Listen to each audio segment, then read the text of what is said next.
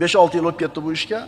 Bir odam qarzga kelib qolgan, puli bor odamga kelib turib, "Hoji aka, haftasiga 13% ish bor" deydi. Desa 10 ming beradi. Haftaning oxirida 1300 foydasini olib kelib beryapti. Ribo, aniq ribo.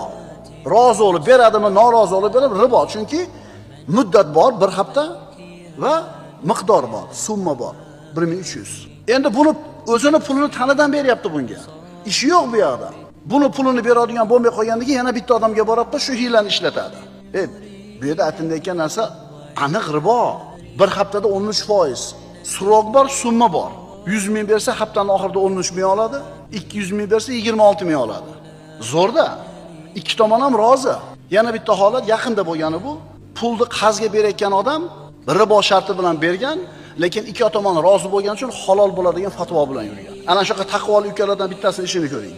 Bu hali mazhab kerak emas deydiganlardan ekan, keyin bildik. O'zini ilmli deb bilar ekan, falon joydan o'qib kelgan ekan. Xullas shu ilmlik qo'shtirnoq ichidagi odam 10 ming bergan, oyda oxirida 13 ming, 1300 foyda beradi.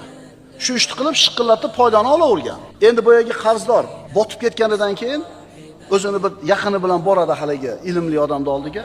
Haligi yaqini aytadiki, "Uka, sizni bergan pulingiz ribo bo'lib qopti-yu." Desa, "Yo'q, ribo emas aka. Men ilmliman, o'qib kelganman, men bilaman."